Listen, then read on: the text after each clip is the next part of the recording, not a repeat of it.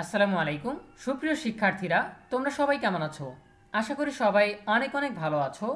পড়া মুখস্থ করতে হিমশিম শিক্ষার্থীরা, সহজ পরীক্ষার দাবি। ভিকারুন্নেসা নুন স্কুল অ্যান্ড কলেজের মূল শাখার অষ্টম শ্রেণীর ছাত্রী মিফতা জান্নাত গত বছর সপ্তম শ্রেণীতে নতুন শিক্ষাক্রমে পড়াশোনা করেছে সে, যেখানে মুখস্থ করার বিষয় ছিল না, যা করেছে সবই হাতে কলমে। এবছর জানুয়ারি থেকে আগস্ট পর্যন্ত নতুন শিক্ষাক্রমে হাতে কলমে শিখেছে সে। অন্তর্বর্তী সরকার এসে বাতিল করেছে নতুন শিক্ষাক্রম। ডিসেম্বরে অনুষ্ঠিত হবে আগের নিয়মে বার্ষিক পরীক্ষা। হঠাৎ পুরোদমে পড়া মুখস্থ করতে হচ্ছে মিফতার। এতে হিমশিম অবস্থা তার। প্রায় 2 বছরে অভ্যাসগত বড় পরিবর্তন আসায় মুখস্থবিদ্যায় রীতিমতো হাঁপিয়ে উঠেছে মিফতা। কথা হয় মিফতার মা আঞ্জুমান আরার সঙ্গে। তিনি বলেন, মেয়েকে পড়তে বসালেই কান্না করে দিচ্ছে। অনেকক্ষণ ধরে পড়লেও 5টা লাইনও মুখস্থ করতে পারছে না, অন্যমনস্ক হয়ে পড়ছে। মেয়েটা আমার মেন্টালি প্রেশারে বা মানসিক চাপে আছে। বছর বছর পড়ালেখা এমন পরিবর্তন হলে তো আসলেই মুশকিল। শুধু মিফতা নয়, প্রাথমিক ও মাধ্যমিক পর্যায়ের অধিকাংশ শিক্ষার্থী এমন সমস্যায় পড়েছে।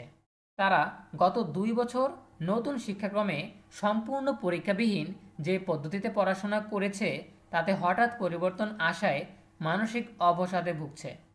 বিষয়টি নিয়ে চিন্তিত অভিভাবকরাও। তবে নতুন শিক্ষাক্রম বাতিল হওয়ায় অধিকাংশ অভিভাবক একদিকে খুশি। ফলে সাময়িক এই সমস্যা তারা খুব বড় করে দেখতে চাইছেন না। যদিও মানসিক স্বাস্থ্য বিশেষজ্ঞরা বলছেন, এই ধরনের সমস্যা শিক্ষার্থীদের মানসিক স্বাস্থ্য ও পড়ালেখায় দীর্ঘমেয়াদী প্রভাব ফেলবে।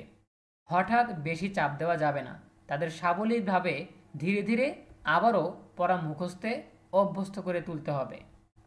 সন্তানদের এমন মানসিক বিষণ্ণতার কারণে চলতি বছর যেই বার্ষিক পরীক্ষা হবে তা তুলনামূলক সহজ করা এবং খাতা মূল্যায়নে শিক্ষকদের নমনীয় হওয়ার দাবি তুলেছেন অভিভাবকরা।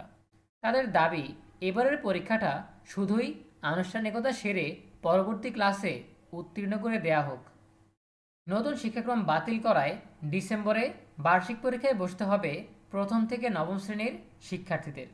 চলতি বছর যেই পাঠ্য বই শিক্ষার্থীরা পেয়েছে তার একটি অংশ সিলেবাস আকারে দেওয়া হয়েছে। সেখান থেকে শিক্ষকরা সৃজনশীল প্রশ্ন বের করে পরীক্ষা নেবেন। শিক্ষক ও অভিভাবকরা বলছেন, 2 মাস পরই বার্ষিক পরীক্ষা।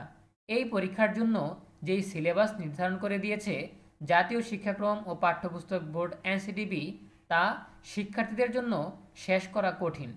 পাশাপাশি মুখস্থ করে লেখার অভ্যাসও ভুলে গেছে শিক্ষার্থীরা। ফলে বার্ষিক পরীক্ষা ঘিরে চাপে পড়েছে তারা।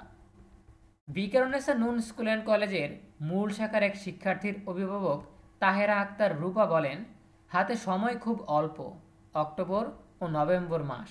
এই সময়ের জন্য যেই সিলেবাস দিয়েছে তা একটু বেশি হয়ে গেছে, কারণ বাচ্চারা এখন মুখস্থ করতে পারছে না।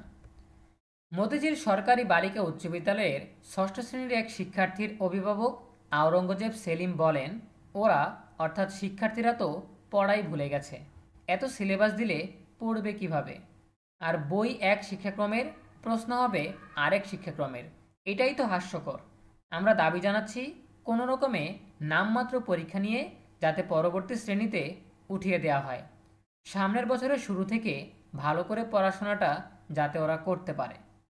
মতিঝিল আইডিয়াল স্কুল অ্যান্ড কলেজের গণিতের সহকারী শিক্ষক শামসুজ্জামান মোল্লা বলেন, অভিভাবকদের দাবির পরিপ্রেক্ষিতেই কিন্তু এবছর শিক্ষাক্রমটা বাতিল করা হয়েছে।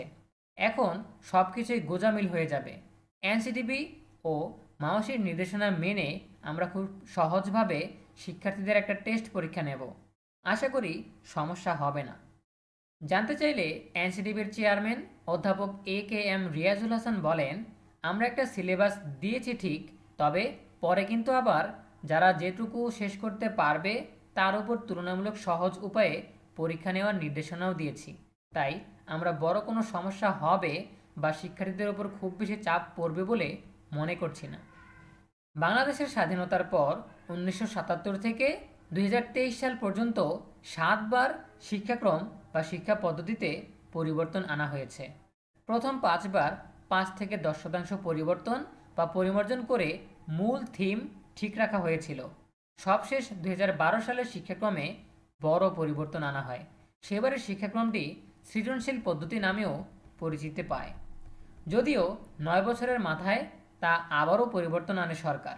বলা হয় সৃজনশীল পদ্ধতি আধুনিক ও যুগ উপযোগী হলেও বাস্তবায়নযোগ্য নয়। জাতীয় শিক্ষাক্রম রূপরেখা 2021 প্রণয়নের মাধ্যমে শিক্ষা পদ্ধতিতে আমূল পরিবর্তন আনে আওয়ামী লীগ সরকার। সবশেষ প্রণীত এই শিক্ষাক্রম নিয়ে আগের যে কোনো শিক্ষা পদ্ধতির চেয়েও বেশি সমালোচনার মুখে পড়ে। এর মূল কারণ ছিল পরীক্ষা পদ্ধতি বিলোপ করা। শুধু শিক্ষণকালীন ও হাতে কলমে করা কাজের উপর ভিত্তি করে মূল্যায়ন পদ্ধতি করায় শিক্ষাক্রমটি আস্থা অর্জন করতে পারেনি।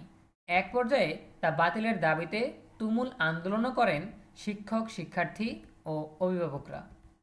গত 5 আগস্ট আওয়ামী লীগ সরকারের পতনের পর অন্তর্বর্তী সরকার এসে কিছুদিনের মধ্যেই প্রজ্ঞাপন জারি করে জানিয়ে দেয় নতুন শিক্ষাক্রম বাস্তবায়নযোগ্য নয়।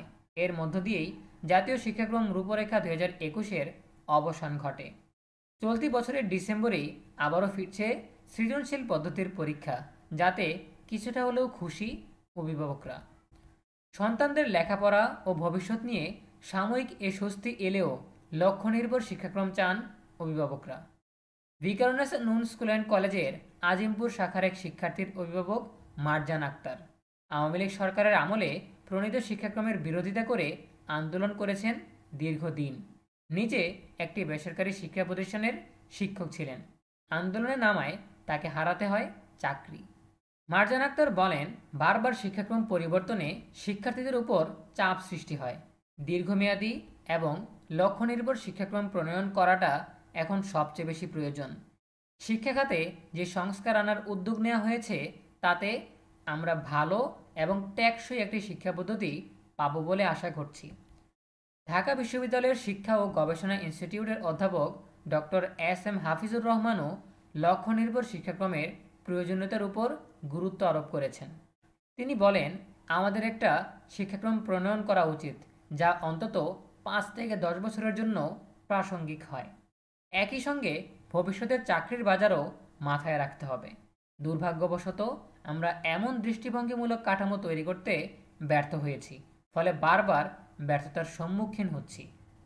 বারবার এমন ব্যর্থতার কারণ কী বলে মনে করেন, এমন প্রশ্নের জবাবে তিনি বলেন, আমরা উচ্চ প্রত্যাশা নিয়ে শুরু করি, কিন্তু মাঠ পর্যায়ে বাস্তবায়নে ব্যর্থ হই। প্রতিষ্ঠানে প্রয়োজনীয় সরঞ্জাম ও উপকরণের অভাব একটি বড় কারণ। তাছাড়া শিক্ষকদের পর্যাপ্ত প্রশিক্ষণের অভাবেও শিক্ষাক্রম বাস্তবায়নের কাজ বাধাগ্রস্ত হয়। প্রত্যাশা ও ফলাফলের মধ্যে ব্যবধান কমাতে পারলে তা সফল হবে। প্রিয় শিক্ষার্থীরা, এই ছিল আমাদের এখনকার আয়োজন। এ বিষয়ে তোমাদের ব্যক্তিগত মতামত জানাতে পারো কমেন্টে। দেখা হবে পরবর্তী আপডেট নিয়ে নতুন কোনো ভিডিওতে। সেই পর্যন্ত তোমরা সবাই ভালো থাকো, সুস্থ থাকো, নিরাপদে থাকো এবং সবসময় ইএনইউবির সাথেই থাকো। তোমাদের সকলের জন্য রইল অনেক অনেক শুভকামনা। ধন্যবাদ সবাইকে।